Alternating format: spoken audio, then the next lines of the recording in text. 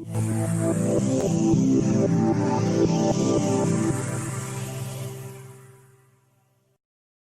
hello everyone, and welcome back to our Meet the Artist series. My name is Tommy Hensel, and I am the director of the Fine and Performing Arts Center at Moraine Valley Community College. Moraine Valley is located in Palos Hills, Illinois, which is a southwest suburb of the city of Chicago.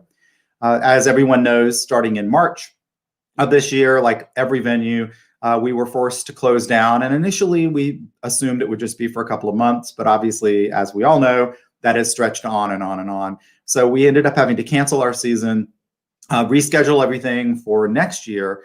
But in the meantime, we were thinking, how do we stay connected? How do we stay connected with our friends and our audience and our co-workers who aren't at work?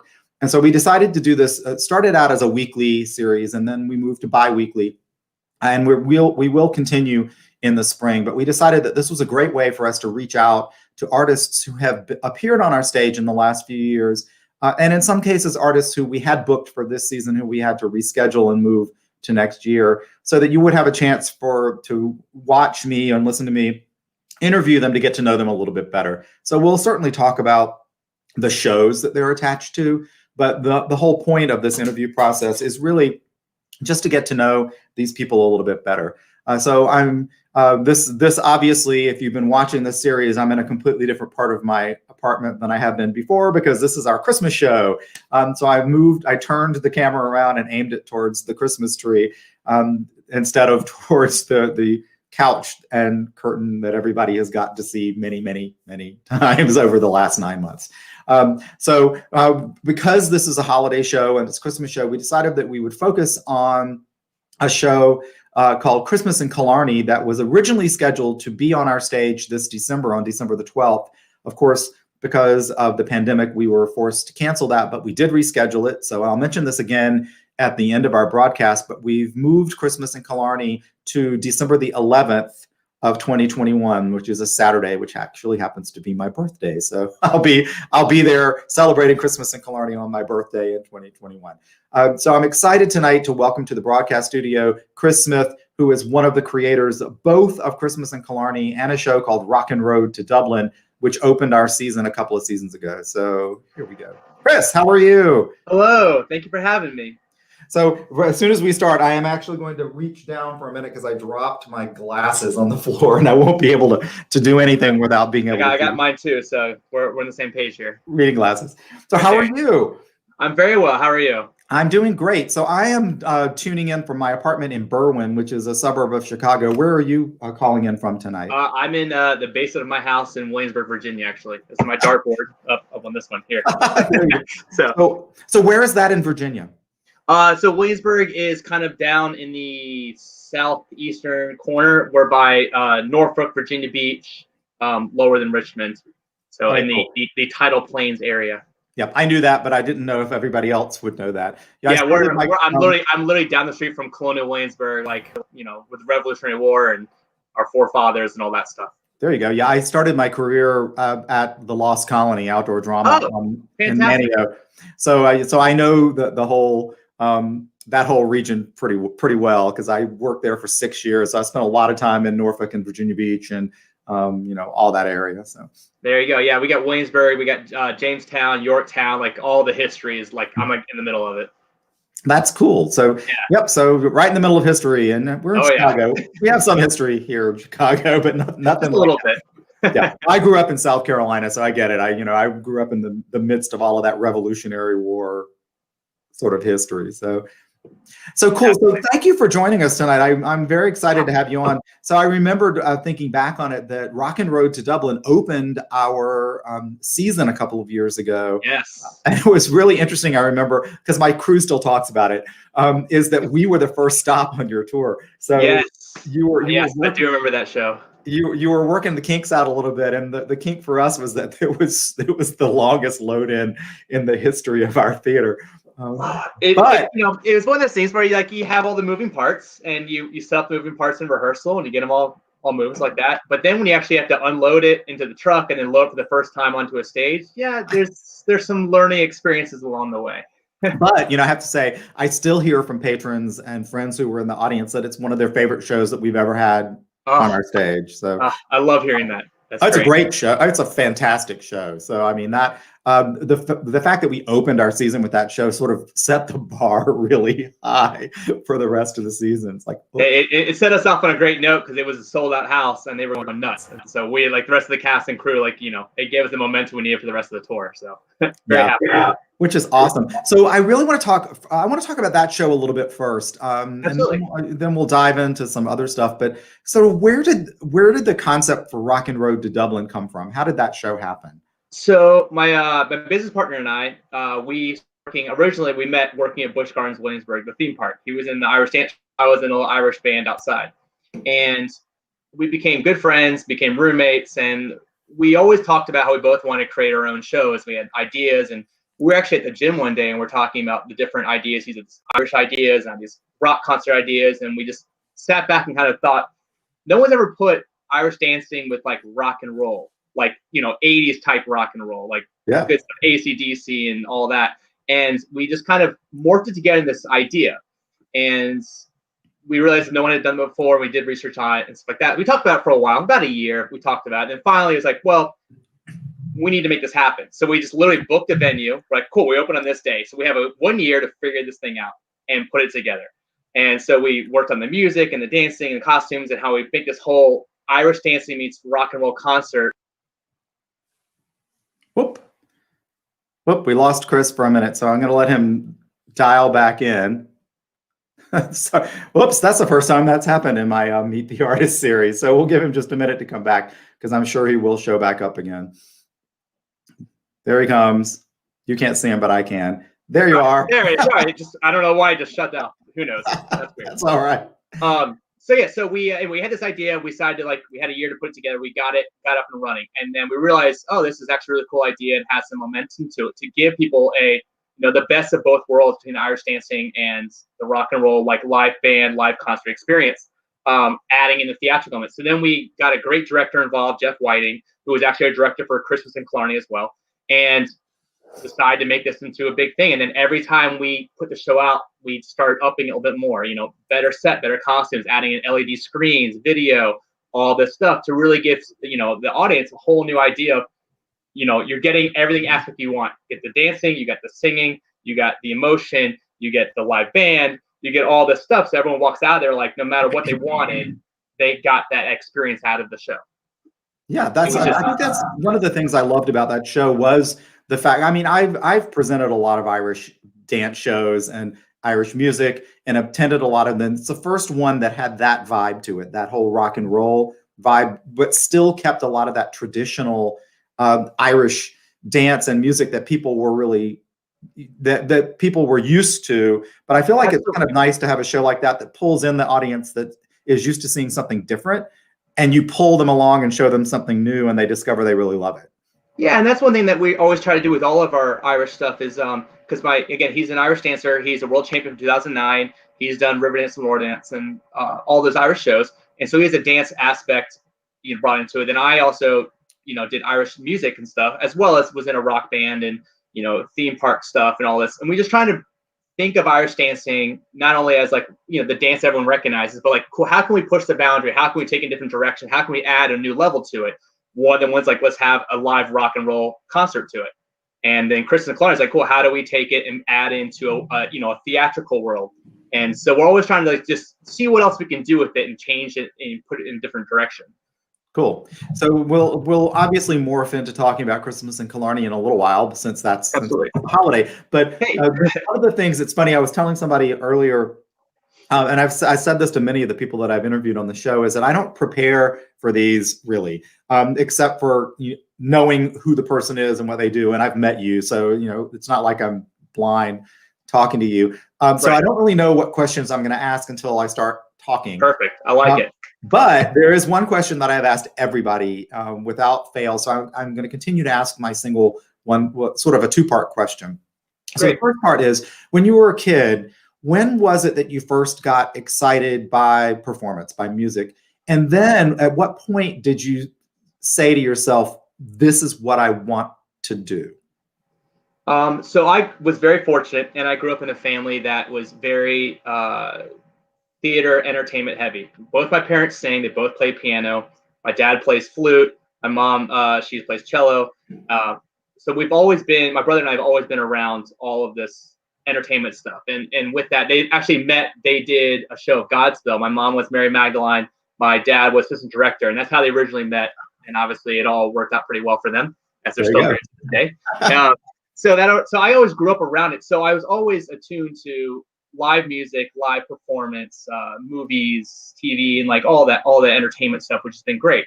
What really got me into was then, as I was growing up, was I took piano lessons. My parents made me do it, which I think to this day. I didn't take them at the time; it was obnoxious, but now I fully accept it and I love it.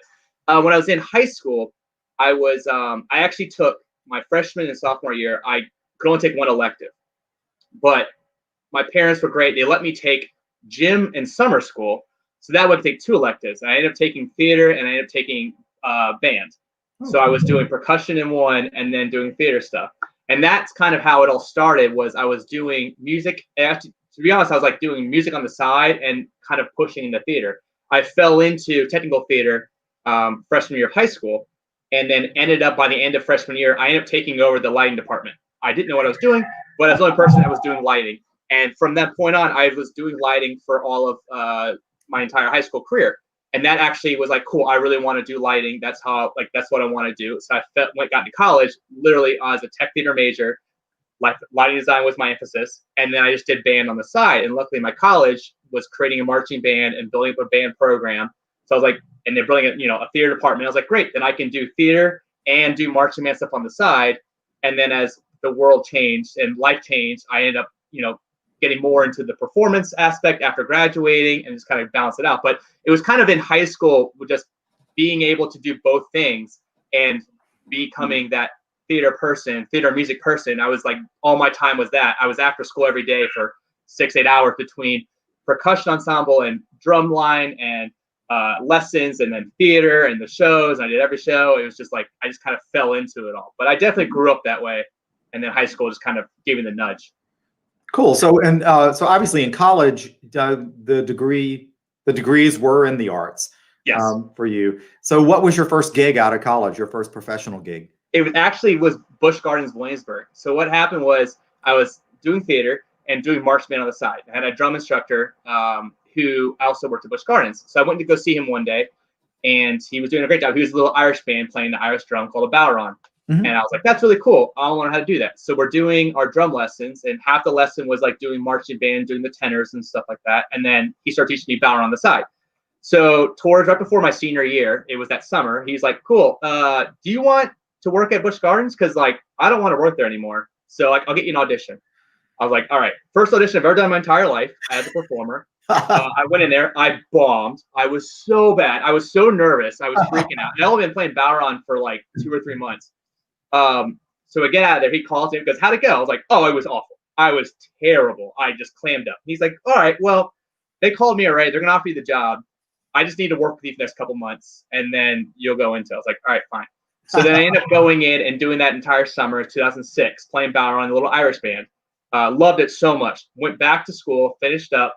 That was the end of 2006 into 7. Got my degree. And then I was like, my parents were like, cool, so you're ready to hit the workforce. And I was like, actually, I want to take a year and work at Busch Gardens, and be able to just play drums the whole time through. Because when I was growing up, performing to me was always being on stage, reading lines. Yeah. And that's how I grew up. And that was not me. I was not attuned to that. When I was at Busch Gardens, like, oh, I can play music and be performing. And that was like a whole new world to me. I was like, well, I want this opportunity. My parents were like, yeah, go for it. So I ended up going in 2007, joining at Busch Gardens as my first like full-time job as a performer. So I started 6 just for the summer, and 2007 was the full year. And then I ended up working there for about 10 years. And so it just kind of like fell into it. So it wasn't until the very end where I was like, once I got done with my theater of doing lighting design and tech theater, I got a chance to perform, and I was kind of burnt out on being backstage, and I just wanted to be able to be up front, but like being able to play my drum, like Irish drum. And then that actually got into other percussion shows. And then that progressed a whole performing career that I didn't expect to even happen. Yep. So after Busch Gardens, you went on a tour then with a band? Yes. So it actually worked out really well with Busch Gardens because they were seasonal. I worked full time for a couple of years. And then I fell into a bunch of different things. Every time I was back in town, I called them up like, hey, I'm back in town. They're like, cool, we're doing Halloween. You want to come in? Sure. And I was able to constantly have jobs. So while I worked there for 10 years altogether, like basically, but I was in and out. So I was in a Celtic rock band. We toured around the world. I did a couple USO tours doing Spain and Italy. Another one was Guam and Japan, Canada for a couple of weeks. I did a couple other Irish shows. Like Irish is kind of the background of how I got into everything. So I toured a couple different, just a bunch of different shows and bands, and like still was doing tech theater for local venues. Some friends of mine that were creating their own shows need some help. I was like, cool. Like I work with you at Busch Gardens, but I also know how to do lighting and set design and all this stuff like that. So I was constantly having my hands in a bunch of different things, having a good balance between all of it, for the 10 years of at Busch Gardens. And that's kind of then how, towards the end of my Busch Gardens career, how then Scott and I decided to like start our own venture of doing all these assets. Because now, like, cool, I know how to perform, I know how to do tech stuff. So let's try to put both these worlds together and start creating our own products. That's cool. And one of the things I think is interesting is that you hear this a lot from people who worked in theme parks and on cruise ships as well, is that the structure of that repetition of having to do something over and over and over and over for long periods of time really does sort of build this ability to be able to handle almost anything. So Absolutely. You're not just performing and then going off and doing something else for a while. You're performing all the time, and you have to be on all the time. So it develops a whole set of skills, I think, that are really useful for touring. Oh, absolutely. I will tell you that at theme park, I have a lot of friends that I've met through Busch Gardens that do major tours, and they all say the exact same thing. The best thing in their career that's ever happened was working at a theme park. Mm-hmm. Because at a theme park, you're going out there, you're doing this 20-minute show where you have to go like crazy, all this energy. And then you have to cool back down because you're done, like relax. Oh, now it's time to warm up again to go do the next show, which is 5 shows in a day. Yeah. So that warm up, cool down, constant roller coaster. By the end of the day, you're exhausted. By the end of your work week, you're absolutely exhausted. But because of that, then going on tour and doing a 1-2 hour show a day, it's nothing because you're so used to doing it on and off, on and off. So it's like, it actually builds you up a lot with that. So it was actually fun. One of my friends who was on this national tour, he talks about how people are like tired all the time. He's like, I don't understand. We do the 2-hour show and that's it. Yeah. Like, try doing a theme park where you're doing these 20-minute shows 5 to 6 times a day, 6 days a week, and then tell me, and especially in the heat and humidity of that is Virginia, summertime, it gets pretty brutal. Well, we talked earlier before the broadcast. I started my career. I worked for 6 years, 6 summers at the Lost Colony Outdoor Drama in North Carolina, which is summertime outdoors on the coast of North Carolina in an Elizabethan show, which means that your costumes are made out of essentially upholstery fabric. Yep. So you're wearing a couch and it's 100 degrees and it's damp. And at that point, when I was there, it was long before they renovated that theater to put in amplification because it was built so beautifully. So it was not electronically amplified.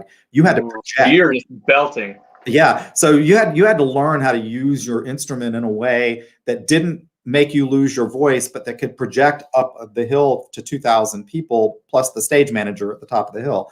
You develop these skills of projection and presence on stage and the ability to be able to perform under the most brutal conditions ever. So when I hear people complaining about, having to do one show a day in an air-conditioned theater and they can't project because they're like, who are you and who First of all, how dare you? How dare you? Like there.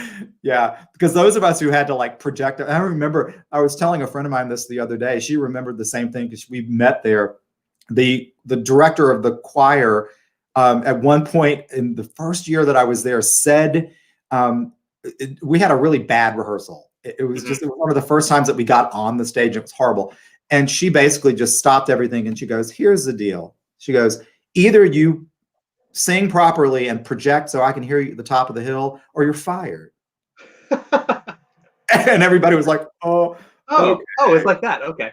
It's like that. I'm like, it's like that. So yeah, that's cool. So yeah, so I the touring thing I think is really interesting because I think a lot of people, obviously almost everybody that we bring to our theater is a touring act, except for the people, even the ones who are local to us, are still people who tour. They just happen to only be touring 25 minutes away. Right.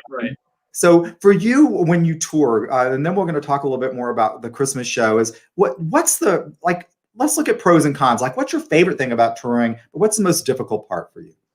Okay, so I've done different tours. I've done van tours where you're driving your own car. I've done van tours where we're driving in one big van together. And then I've done other tours, like when Rockin Road came to Palace Hills, and we're on a sleeper bus. And I'll tell you, the number one thing that I love about touring is being on a sleeper bus. You go and you do your show, you go crazy, all the energy. As soon as you're done, you then get onto your house, which is the sleeper bus. You're able to like change, relax, have a drink, and hang out with your friends, and then you go to sleep. And then you wake up in the next city, and you're ready to go to start the next day. That's you didn't have to go to an airport. You didn't have to schlep. You don't have to do it. It just like the bus drives the night to the next spot, and you wake up because you have your bunk, which is like your little house, your little curtain, and like it's actually really quiet and actually pretty private. But then you're in the next spot, and it's great. One of the worst things I hated about touring when I was in my own car was having to go all out for a show, pack up all my equipment into my car, and then drive to the next spot or drive home. And you know, some jobs, like, yeah, it's only half hour away, not a big deal. I had one job where I literally had to drive home 4 hours because we didn't have hotels that night. So I had to like go crazy, and then I'm exhausted. I'm like, oh, I have to drive four more hours, so I don't get home till like 4 a.m. Yuck! Just exhausted. Like, that's terrible. So there are definitely pros and cons to all different aspects, but I'll tell you, being on a sleeper bus is just it makes the world so much easier. Yeah, it's funny because, you know, working at a college, we have to, you know, everything has to be put through accounting and purchasing and all this sort of stuff. And I very often get these weird questions like, what is this fee that you're paying, or what is this thing? And one of the things I get questioned on occasionally is, why is there this one stray hotel room that you're paying for? And I'm like, that's the bus driver. Right. Like, absolutely. What do you mean? Yeah. I'm like, he drops them off for the load in, and then we pick him up and take him to a hotel, and he sleeps all day and then comes back for and they're like, really? I'm like, yeah, really. That's how it works. But that's exactly how it works. Like, they got to sleep during the day, so that way they drive all night long while we sleep. Yeah, one hotel room for one, and for the day, not for the night. And that's I always have to explain that to the hotels. I'm like, we need this mostly for just the daytime, not for the night. Like he'll be at the room by 9 a.m. and then he'll be out by 5, and then don't worry about it. Yeah, so the things that you don't really think about when you're so we have a comment. I just want to see who this is who's commenting. Oh, it's my friend Chris Bennett. Hey, Chris, good to see you. So let's talk about Christmas in Killarney. So before we get into it, I'm going to show the Sizzle Reel first. Yes, please. So everybody, I'm going to show you just a quick 40-second sort of PR reel. It's called the Sizzle Reel of Christmas in Killarney, and then we're going to come back and talk about it. And a little bit later, I have a longer video that I can show you. But so now I think I can do this without putting on my glasses. So we're going to try. But first, I always have to remember to get rid of that. And there we go. So I'm going to share the screen. Perfect.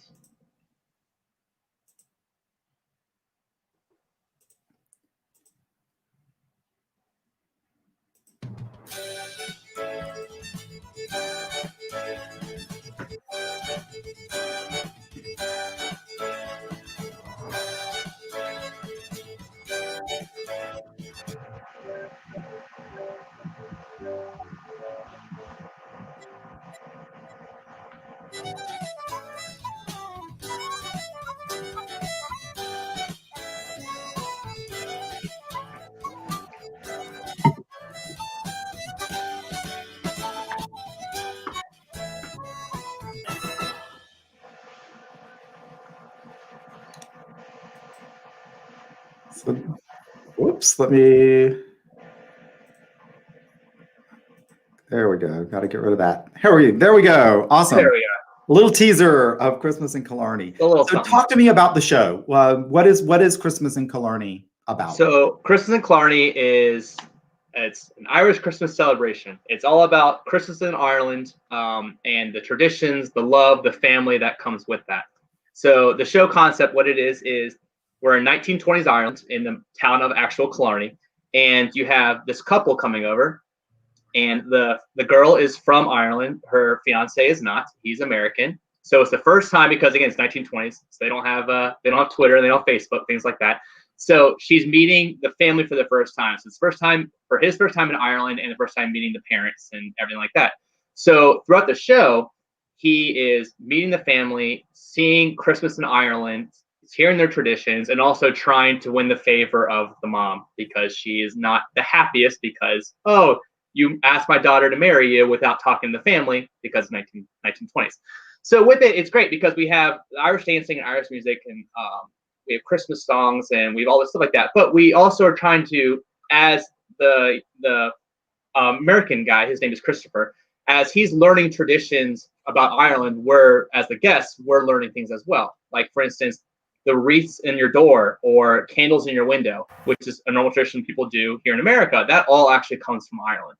Those are the original traditions from them. So we're trying to, as he's learning things, so is the audience about where tradition comes from. And again, the whole big picture about it, it's about family, it's about love, it's about, the holiday and everyone coming together. So it has a great, fine line to it with a little Irish dancing on top of it. Maybe a lot of Irish dancing. A little something, So, a lot of people are familiar with the song Christmas in Killarney that was written in 1950. I think the first major recording was Bing Crosby in 1950. Bing Crosby, oh yeah.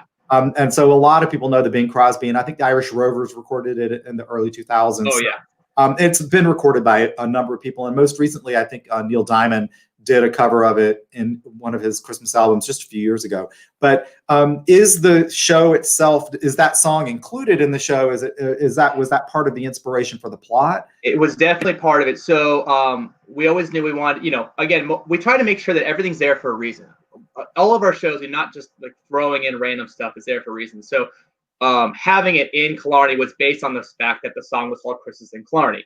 So the opening song of the show is Christmas in Killarney in our own version to make it work with all of our musicians and all that stuff. And then we actually touch base on it at the end, and we talk about Christmas in Killarney throughout, and always make little plugs to the original song and where it all came from. So that was definitely part of the reason why we call the show Christmas in Killarney, was based around the song. Okay, so are the musicians integrated into the cast? Are they on stage for the show? Absolutely, that's the best part about it. Is it's an actual musical theater show, so it's the singers, the dancers, and musicians are all part of the town, the townsfolk, and so no one ever leaves the stage. They might go off and get a prop board, they might go off to do a costume change, but everyone's in and out always, and they're always on stage, and they're always being front and center, because the whole point is everyone's together, everyone's trying to have a good time. It's all celebration of Christmas, not like here's an orchestra, here's a dancer, here's a singer, and then they come in and out as they want. So I'm going to put it's an easy website to remember for people who want to get more information. It's christmasinkillarney.net.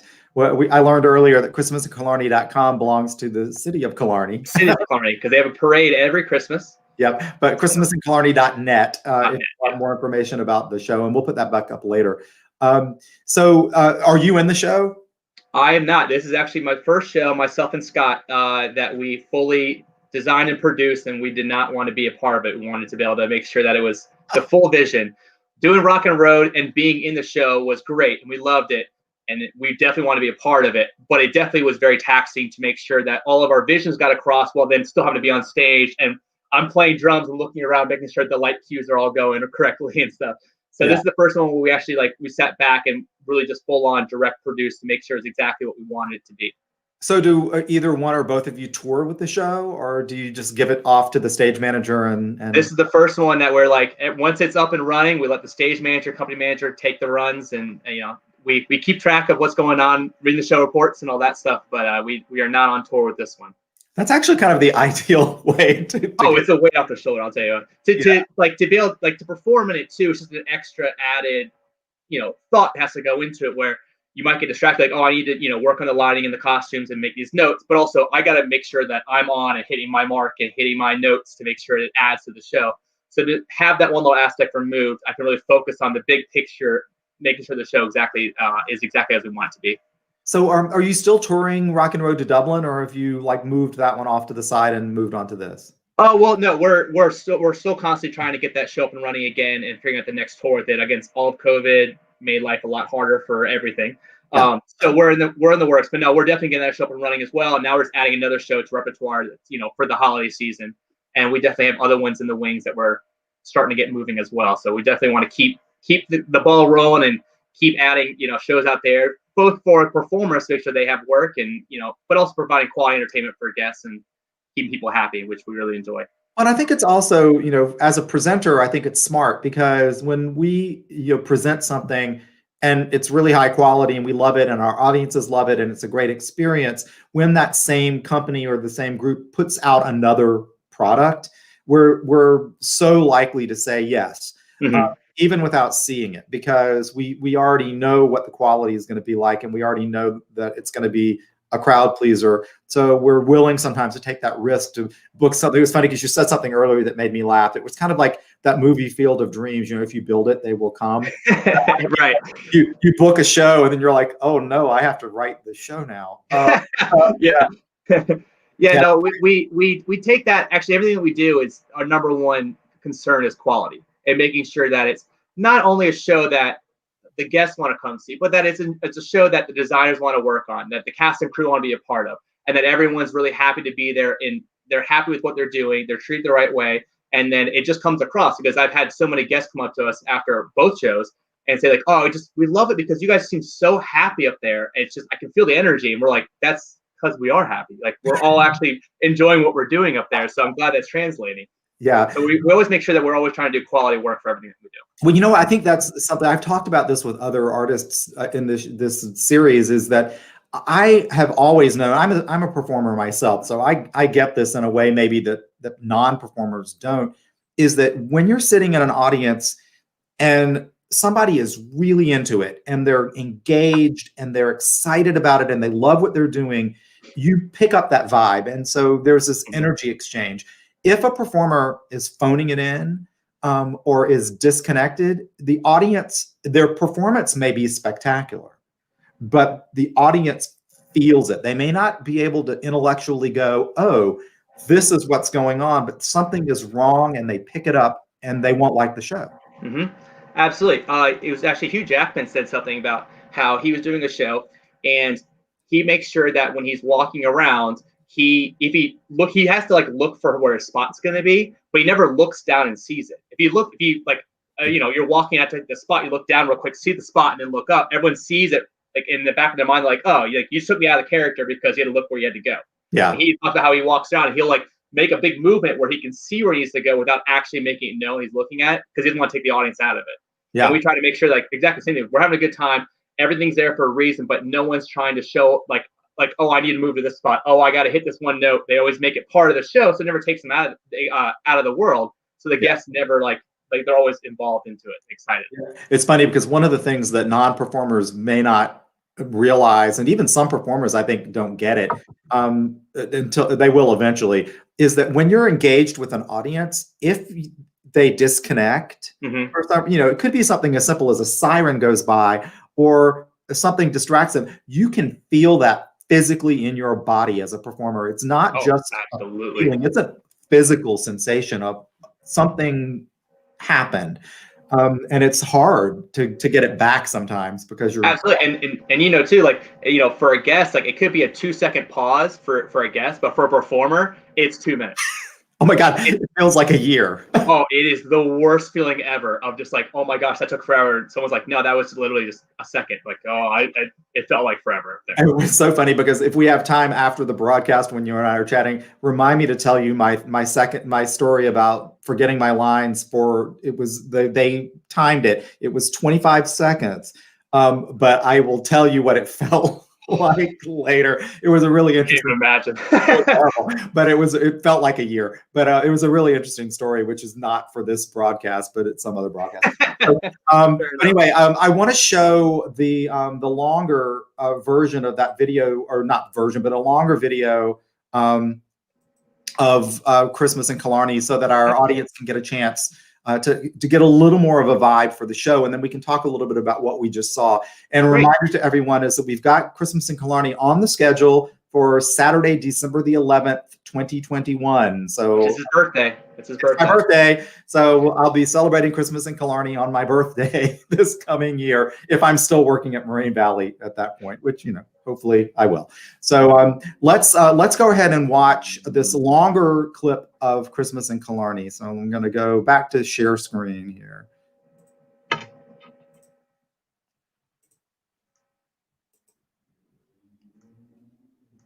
Irish village of Killarney comes alive in the 1920s with world-class Irish dancing, classic Christmas favourites, and a heartwarming story about love, family and tradition. Bring the entire family for a Christmas celebration, the Irish way.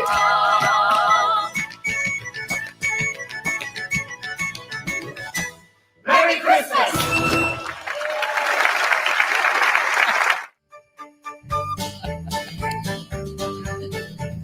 Just hear those sleigh bells jingling, ring ting tingling too.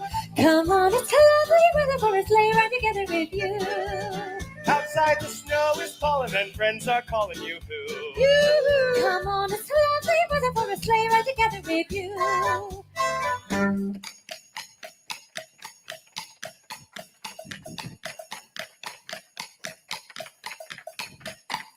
Giddy up, giddy up, giddy up, let's go. Let's look at the show.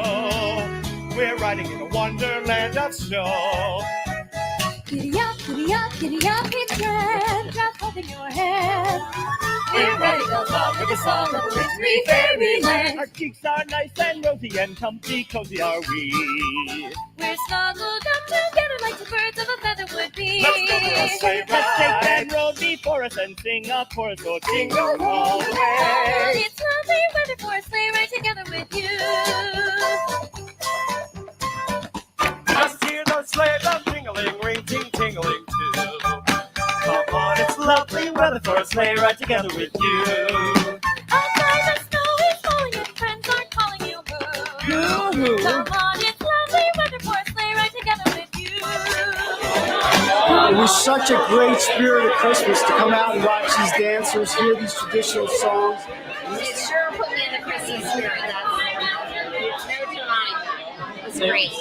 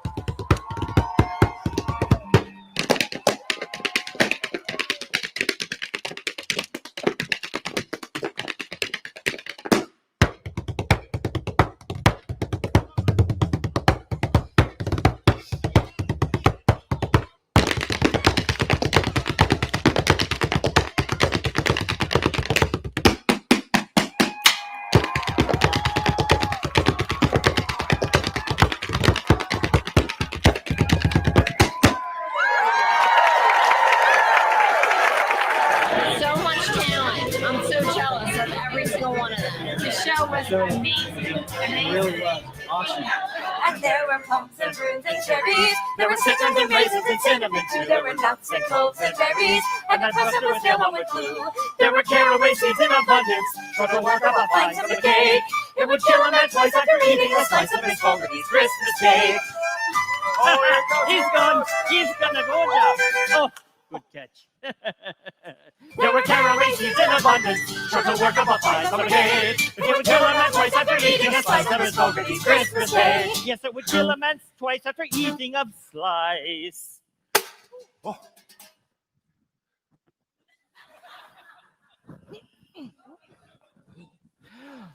Of Miss Fogarty's Christmas cake. If you want to get in the spirit, come on out and see Christmas in Killarney. It's awesome. Great singing, great dancing. And the cast had so much fun with each other, you could tell they were enjoying it. It's Christmas in Killarney, the land where you roam.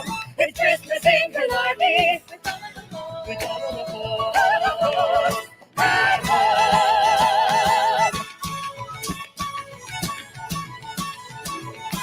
Merry Christmas!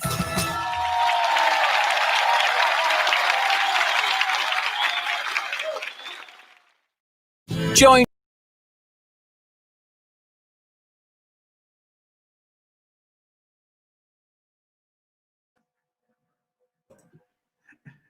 A little hint of Christmas in Killarney for everybody there. Yes. So I'm interested to know, well, first of all, I love the fact that there's my crew is probably going, oh no, there's snow. There's snow in Killarney. For people who don't know, we love what snow looks like, but snow is a big old pain on stage. But that's luckily, all right. those are the snow machines that actually is the soapy foam. Oh, I love that. Those are awesome. So it falls down and then disappears. Yeah. So there's no cleanup. Yeah. So make sure everyone understands. There's no confetti. There's no snow rollers. It's foam stuff, and then it's all water dissolved. It goes away. My former gig in New Hampshire, I ran a theater that had a dance company, local dance company that did Nutcracker every Christmas, and they used the little tiny round paper cutouts, like you get when you do that are all coated, so they're fireproof, but they stick to everything. So it would be like June, and I would walk out on stage to do a curtain speech, and suddenly there would be like 3 little snowflakes would just like It never stops. It's like glitter. It gets everywhere. Yeah, it's horrible. So, I've done my fair share of Nutcracker stuff, and it sticks to everything. You find it in all your clothes and your bags, and then you said in the middle of June, it's still falling down.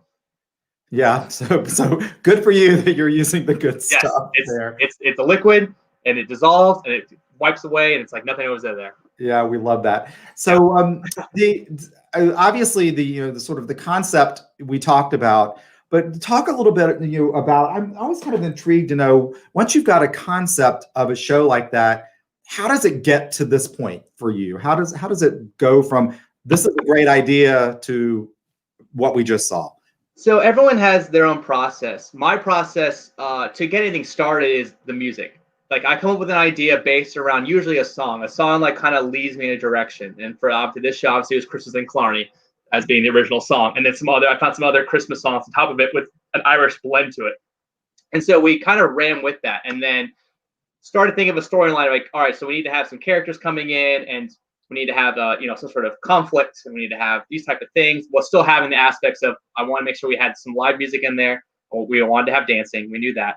And then we just kind of slowly start piecing things together. And the big part about it too, it's never just one person with the idea. My business partner is a great person that we bounce ideas back and forth off each other. And once we got our director involved as well, he had ideas, and it was definitely a constant, back and forth and talking, say with a musical arranger, of like, what assets you can bring in. I did a lot of research on traditions and how we want to add those in.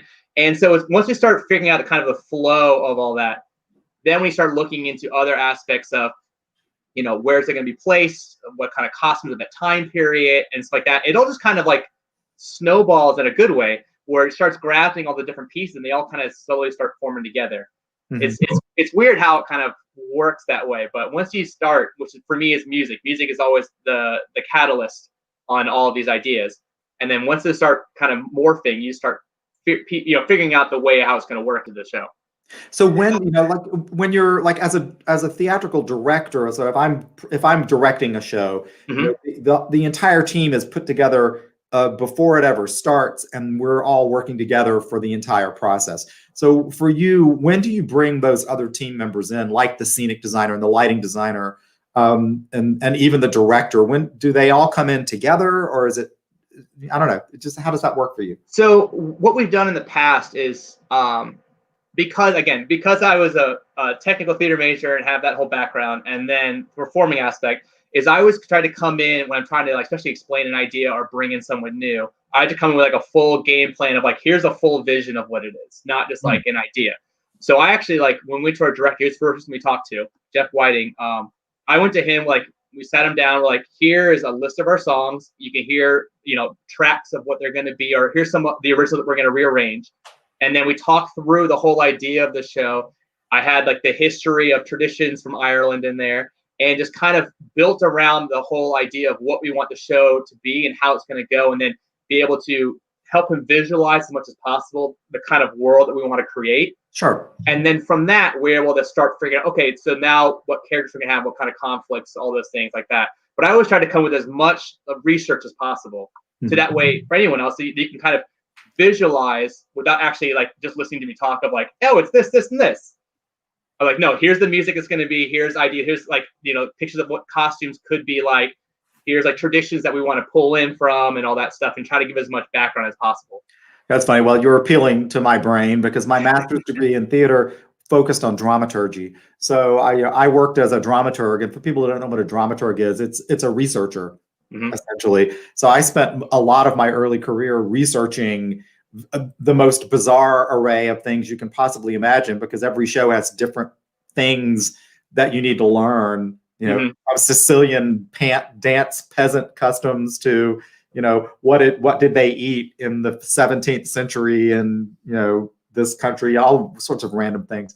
But I love the idea of research, and I think you're right. I think the more you give, because as a director, I would appreciate that. Like, okay, here's this massive amount of material, but now I can work to create an arc.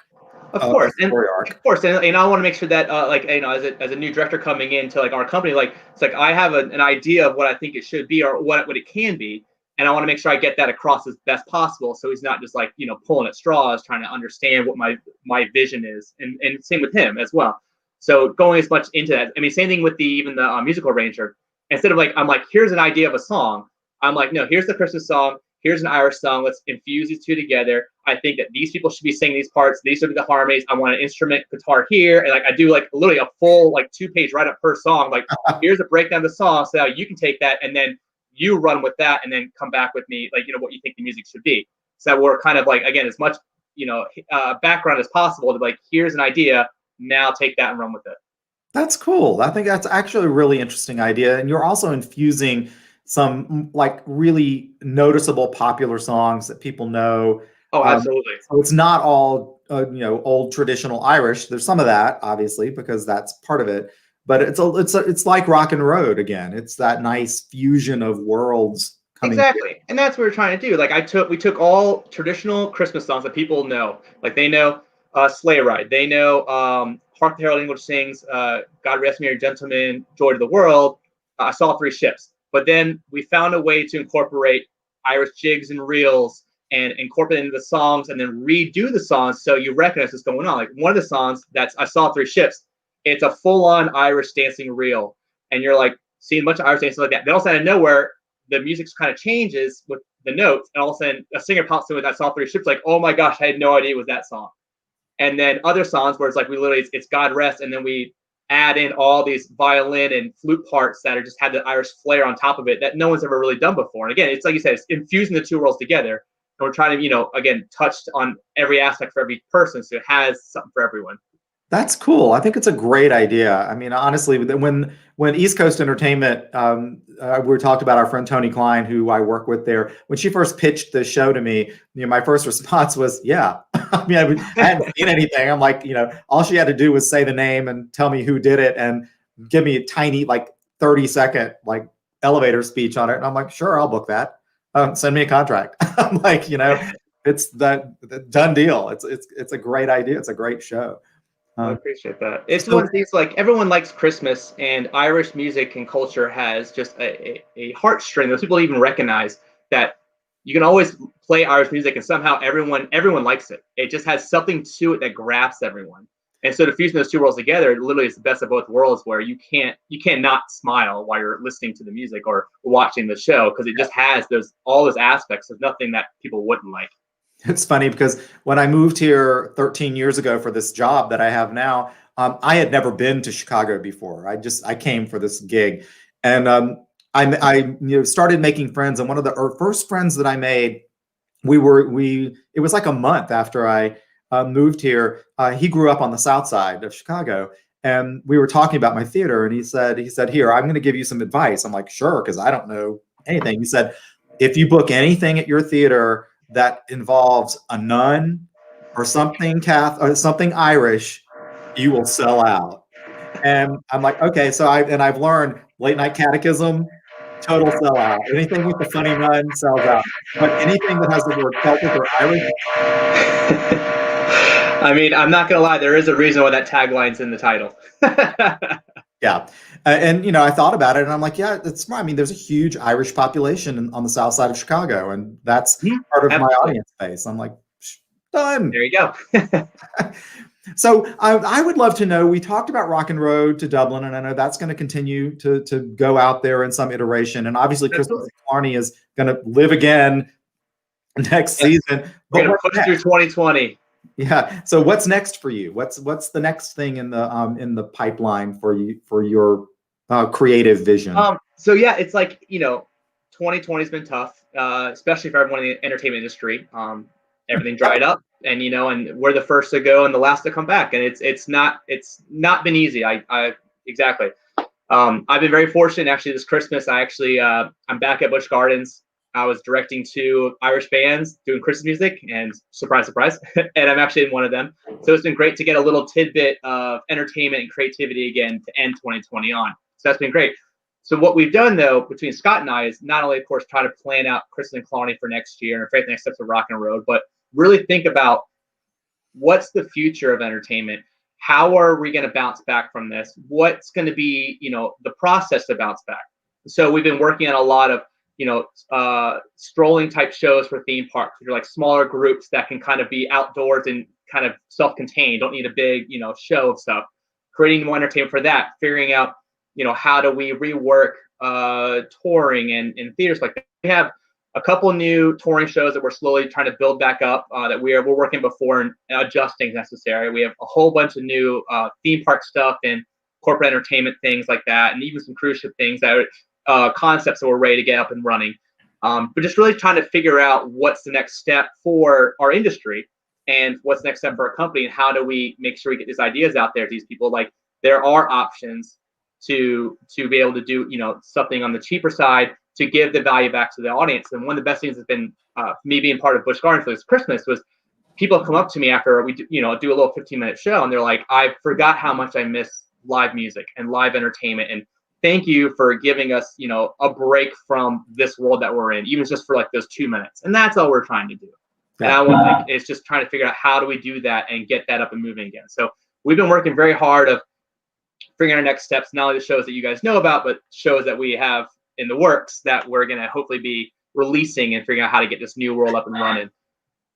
Good. Yeah, it's funny because this semester, obviously all of our touring shows were canceled, but our music ensembles, the concert band, jazz, percussion, the chorale, a lot of them all rehearsed for the whole semester. So they had to do performances as part of the curriculum. So we live streamed those performances. And the very first one was our jazz ensemble.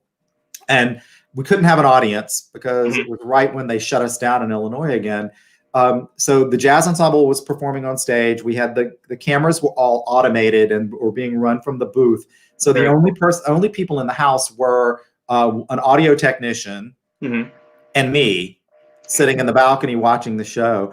And I cried at one point during the show because I was like, oh my God, I'm sitting in a theater watching a live performance. Yeah. It was like, 8 months later or 9 months at that point. And I actually cried because I'm like, I didn't realize how much I missed that experience, not just as a presenter doing it for other people, but just me as an audience member experiencing that. It was really amazing. I mean, the biggest part, like I said, it's getting people that are dealing with so much stuff, especially now with COVID and 2020, just as it's been and everything's been going on, and to give them a break from the reality of life, take them out of it, give them a moment to just relax and just listen to a music song, see a dance, see a performance of some kind, and just take them out, even just for like a minute, is enough to it can revitalize someone and give them like